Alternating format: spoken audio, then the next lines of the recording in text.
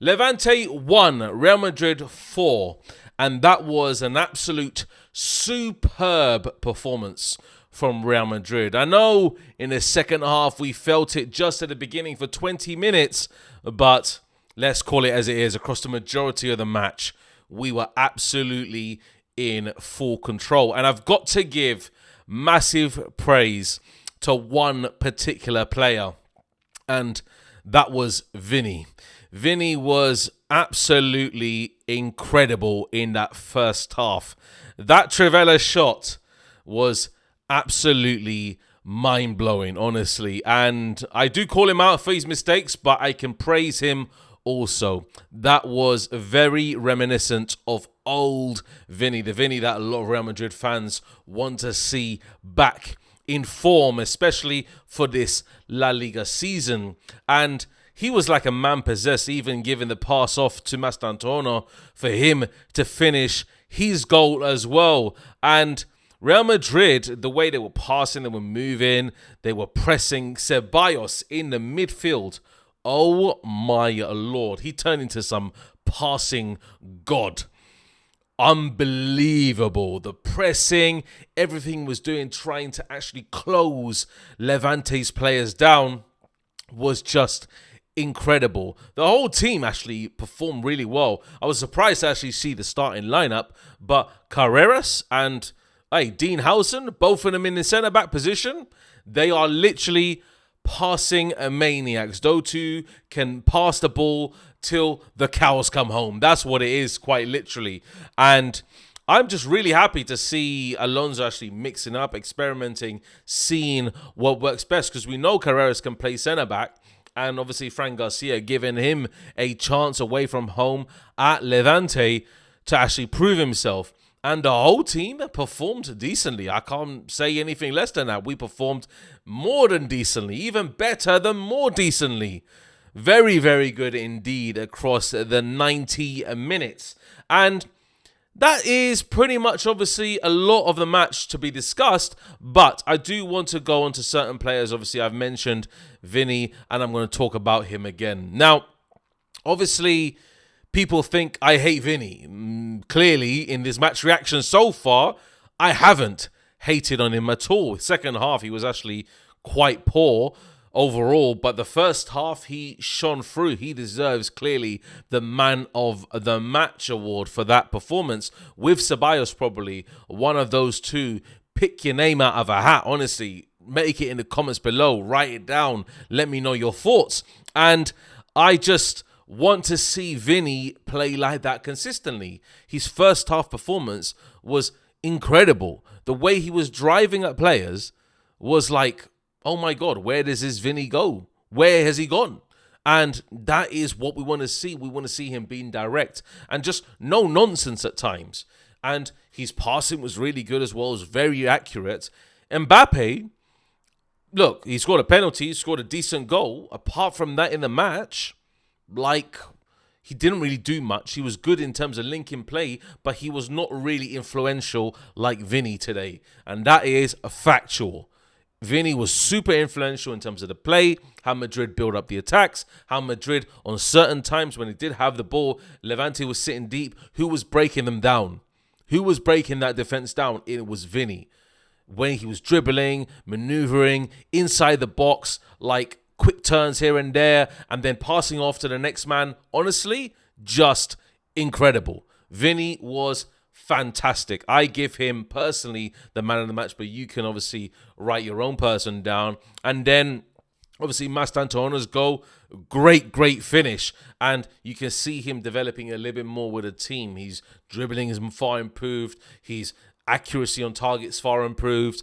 And we just want to see him develop more, especially on that right wing, because Xabi Alonso has huge faith in Mastantuono actually as a player. And this is now 6 wins in a row for Real Madrid in La Liga. This is what we wanted to see. This is 6 games, and it's 4 more left. Xabi Alonso's 4 more left, and hopefully we can see another 4 wins. If we can see 10 out of 10 wins, I'm going to be I'll actually go crazy. honestly, I will actually go crazy because the next match is Atletico Madrid away from home. That is going to be a crucial match for Alonso to win, because if he does that, oi, the world is his oyster. Truthfully, the world is his oyster, but that is going to be a huge test. It's not going to be like Levante.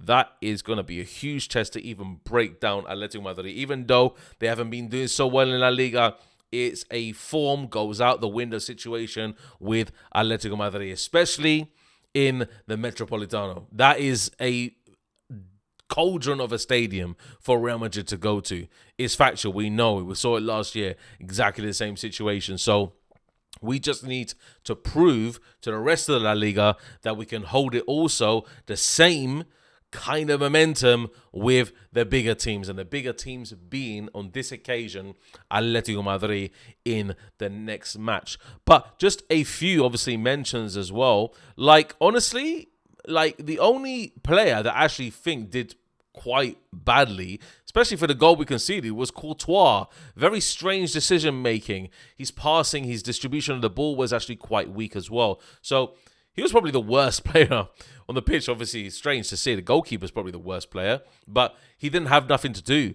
And then when he had something to do, he completely fluffed his lines. So honestly, Courtois probably the worst player on the pitch, essentially. But everybody else, decent. Asensio's not too good in terms of his output and what he done. But you know what? Asensio is a decent right back. He's a decent right back to replace Carvajal or Trent if we absolutely need it. If not, then you choose Valverde in that position. But Valverde and Ceballos, we know they can work in the double pivot. Even last year, they worked decently in a double pivot. So for me, I can have true faith in Valverde and Ceballos. You see, the rotation of players is keeping people fit and healthy. It's keeping players ready for the next game. Because Tchouaméni, until he came on, he was out of the match, and then he just fit right into the system. So the players know what they're doing. Bellingham was decent when he came on, held the ball well, passed it, distributed it well, and you can see the triangles we're causing and we're creating as a team. The actual fluidity of the match itself, the fluidity of the players, is showing a lot on the pitch, and how we're moving and maintaining 70% possession, like 75% possession, is crazy to think that this is Real Madrid, a completely different team than last year, where last year you would say it's just literally hope for the best. Let's see what happens. But now we're controlling games, we're dictating the play, we're dictating the tempo of the game, and there's not really anyone that could stop us, probably, apart from Atletico Madrid next week. If we do go to the Metropolitano, and if we get a draw, then that's an actual stoppage in terms of our momentum and what we're trying to do. But I think we can really beat Atletico Madrid, and it could be comfortable. It could be, because Atletico Madrid are not performing the best at the moment, but until tomorrow's match, obviously we'll see that. But then we have the weekend to wait for, the weekend to look forward to. We're facing the arch rivals from the same city, hey, down the road. You know, it's not that far, both stadiums. They're not that far away from each other. Not at all. It's literally just, for me personally, when I went from the Bernabeu to, obviously, Metropolitano, when I do go to Madrid, essentially, it's not that far away at all. Yeah. So they're just down the road from each other, and we need to look at it and say, this is going to be a chance for Real Madrid to really make their stamp of authority in La Liga. That is factual, because Barcelona are looking at Real Madrid now saying, okay, 6 wins. Okay, can they make it 7? Can they make it 8? Can they make it 9 before we face them in the El Clasico? What's going to happen? Is Barcelona going to keep up? I think they will. Are we going to drop points? Potentially. There's a potential there. There's Getafe as well. That's going to be a tough game. With Villarreal as well. That's going to be a tough game. Look, we have a gauntlet to run now. It's an absolute gauntlet. It's Atletico Madrid, then Champions League, then obviously the run of the games to a Clasico as well, and also Juventus as well. It is going to be an absolute gauntlet for Real Madrid. We need to manage it well, and this rotation of players is managing well. It's really giving Alonso a lot to work with, because we have the squad depth. You have to admit now that we look and we have the squad depth to actually compete on all fronts. And if we do compete on all fronts and we're playing like this, the rhythm of the play is absolutely exceptional. Sometimes when I saw Real Madrid passing today, it was just out of this world. Absolutely out of this world. It was so good to watch at times that I thought I was watching the late, essentially, I would say that the late 90s teams of Real Madrid, the way they were passing, the fluidity of the passing itself, how the ball is moving, and it's just really looking great. It's Real Madrid are playing good football. They're playing good football. For a very long time, we haven't played good football. A very, very long time. Like, I'm talking about intricate passing, where the passing is just always ticking over. It's always ticking over to the next person. They don't hold it, maintain it for 10 million years before they pass it. Even Bellingham last year, he always used to hold the ball on for like literally 5, 6, 7 seconds. Now, he comes on, he's literally not holding it for more than 1 second, the ball. He's Alonso's coaching the players to literally maintain the rhythm, consistently keep on passing the ball until the team on the opposition get absolutely bored by the style. That's what it is. Bored and get tired of chasing shadows. That's what Real Madrid are doing. So, look, the whole situation now is that Real Madrid need to find their actual rhythm in the next few matches and then win every game until that El Clasico match. If we win that El Clasico match, God help the rest of La Liga, because we are just going to absolutely walk it. We're going to absolutely walk La Liga. If we beat Barcelona, trust me in this one, they're going to be looking at Real Madrid and saying this is going to be very, very tough. They'll start looking at other competitions. They'll start looking at the Champions League to go for, because Real Madrid, they are looking extremely, extremely good. I'm telling you that right now. I'm very, very excited. It's like you're watching Real Madrid and you're just chilling. You're expecting them to win. Remember, obviously, Mourinho's team, when Mourinho had the amount of players that he had on the pitch, including Ozil, Ronaldo. Oh, my God. That team, you're expecting Real Madrid to batter every team like 5-6-0. That's the kind of feeling that I have, even competing with Pep's Barcelona at that time.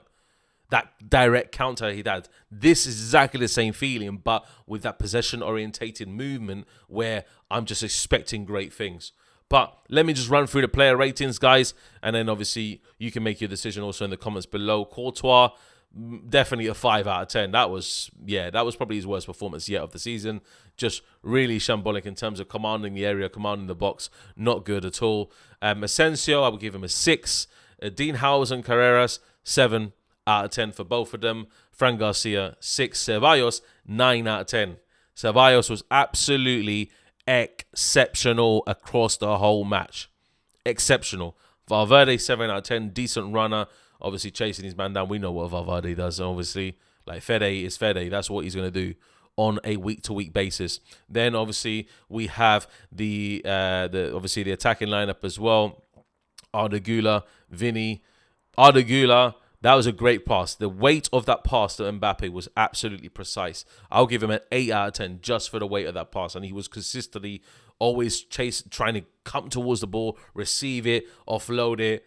Great play from Arda Güler. Mastantuono, another 8 out of 10. He took his goal exceptionally well. Vini, 10 out of 10. I mean, I look at the second half performance and he said it wasn't that good. So I'm going to drop it to a 9 just because of the second half performance. But I give him a 9 out of 10. Man of the match deserved for me. And Mbappe, 8 out of 10. He got the goals. He scored the penalty well again. He took his second goal well. Apart from that, he didn't really do much. But you do need to rate the amount of goals he's getting. That guy is going for the Pichichi again. And he probably will win it again. That is factual, yeah? So Real Madrid, look, this is crazy, but people call me a Barcelona sympathizer, yeah? Okay, cool, mate.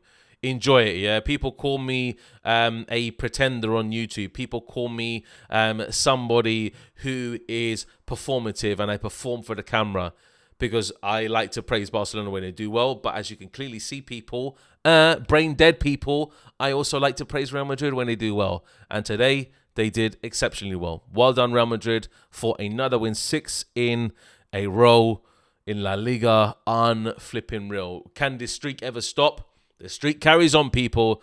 We are literally the Undertaker in this. So that's what I'm talking about. Win after win after win. And it is going to be Yeah, that match next week against Atletico Madrid, that's going to be the toughest one yet. Take care, guys. Adios. And we'll see you next time. A la Madrid y nada más. Take care, people.